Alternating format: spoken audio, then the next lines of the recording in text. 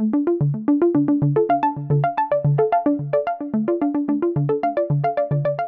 been lightly repairing these two Seikos the last while, and I thought they would make an interesting case study for what paths you can take in purchasing vintage watches. They're both Seiko chronographs from the 70s. This is from 1970, and this is from 1976. Their purchasing backgrounds, though, are what's important here. But before I go into that, I just want to give a brief background. I've stated before, I've been collecting vintage watches, sports watches, for a while, and the collecting landscape has really changed in the last decade or so, if not even a bit more. Whereas before, for the most part, outside of super high-end watches, collecting watches was sort of like collecting stamps. It was sort of considered, I think, a relatively obscure hobby. But last decade or so, there was a big push to turn vintage collecting into a status symbol, an investment vehicle, and certain websites popped up to push the value, advance the value for certain things. And unfortunately, that really blew up the prices on a lot of watches that used to not be very expensive. And it always made me laugh because the term that was always pushed, vintage, is a euphemism for old. Now, vintage is a really nice kind of term. People like using it. No one wants to say old. I'm old. My watch is old. That's a very ugly term, and it really isn't very conducive to selling. So despite all of the euphemisms, you have to realize when you're interested in vintage watches, you're really interested in old watches. And when you have a mechanical device that's meant to be moving and has lots of intricate little parts and springs, and it's been functioning for 30, 40, 50, 60 years, even with the best intentions, it's going to need servicing, it's going to need repair and maintenance. And that's where the important element of where you get it comes into play. Now, you have more and more dealers popping up on the internet. Armchair dealers, amateur dealers, professional dealers. You have websites that have started to sort of become vintage watch dealers, and there's a bit of a problem, and I just wanted to use these two watches to illustrate that. On the left here, this is a 6139 8000. Now, this was a JDM, Japan Domestic Watch speed timer from 1970. I picked this up from Yahoo Auctions. This was sort of an estate fine watch. It wasn't externally in good shape. Its original crystal, which I don't know, see, was really scratched up badly. The pushers were stuck inside the watch because the gaskets had become very hard, and it was sort of a little scary looking.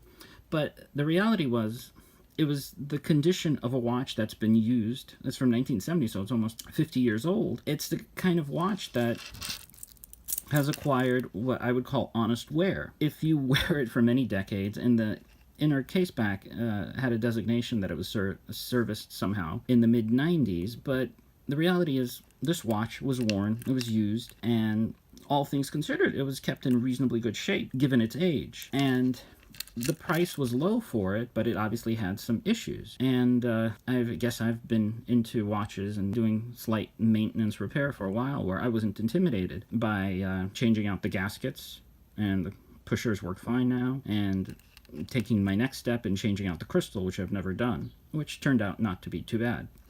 The bezel on this was fine and was reusable. So, and as you can see, once you change out the crystal, the watch looks like new. And when I took it apart, especially the crystal gasket under here, there was a lot of dirt, a lot of grime. The pushers and the crown all had a lot of grime, and that was absolutely normal for a watch as old as it was. But no one had tinkered with it, no one had abused it, no one tried to misrepresent it, and that's what was really important to me. The seller who sold this watch was honest about its condition, and it was what I would call an honest vintage old watch condition. And it cleaned up pretty nicely.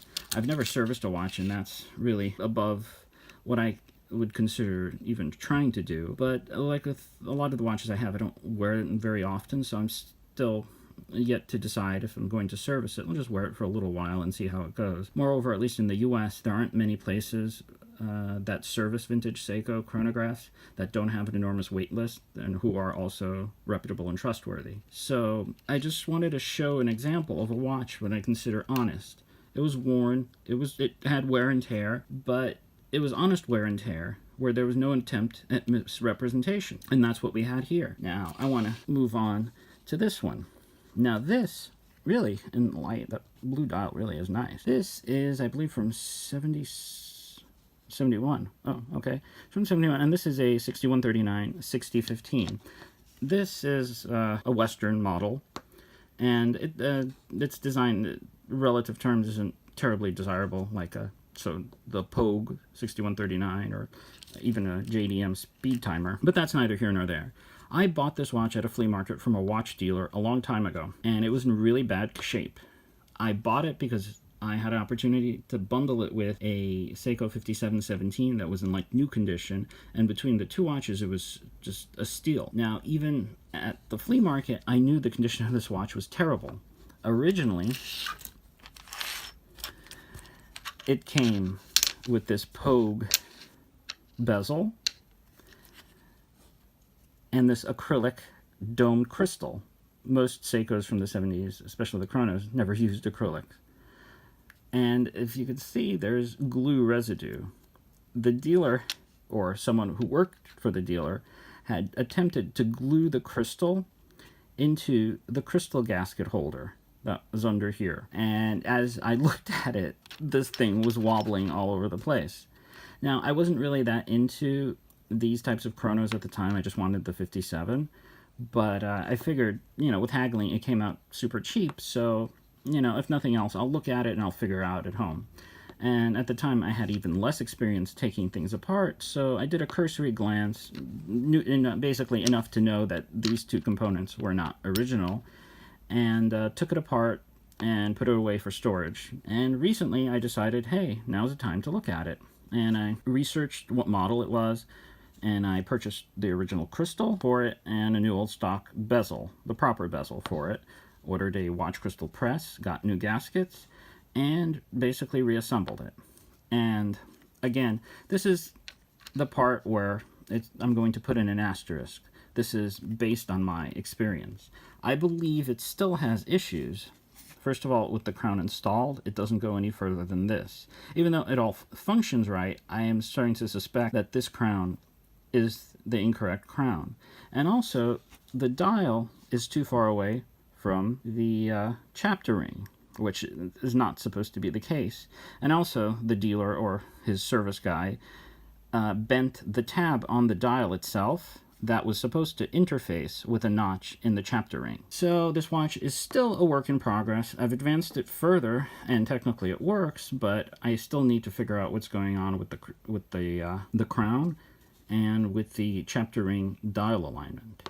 I hope at some point in time I can figure it out and either spot the mistake I made or obtain the original parts that are needed. But this is an example of what happens when you deal with a unscrupulous watch dealer. Now, remember, when you have a watch that's your own and you have it and it's reliable and you wear it for many decades, you're going to be motivated to keep it running. So in a case where you buy it from the original owner or the estate, they were motivated to keep it running, and it took on wear and tear, but for the most part, it worked. Now, in the case of some dealers, obviously not all dealers, but there are enough out there with my experiences and other people's experiences that I think it's worth noting that their goal isn't necessarily to have a reliable watch. Their goal is to flip something quickly and make money. And they'll try to doll it up by sticking the wrong bezel, the wrong crystal, and what other garbage they could possibly cobble together so they could make it look presentable and to sell it. And a lot of people get caught that way. And that's why I want to advise, based on my experience, if you are considering getting into vintage watch collecting, always try to obtain a watch from the original owner or estate. Better to pick up a watch that's honest in its scratches and its damage than a watch that's dishonest. Now, at least this one hasn't been polished to death, but oftentimes with more unscrupulous dealers, that's what you'll see. They'll cobble the watch together, they'll polish it to death, because their goal is to make the old watch look like a new watch. And the sad reality is, once you take an old watch and try to make it look like a new watch, you've killed what it represents. And because, again, throw the word vintage out, and you're left with old. It's an old watch. There's nothing wrong with it being an old watch. Some old watches preserve better than others.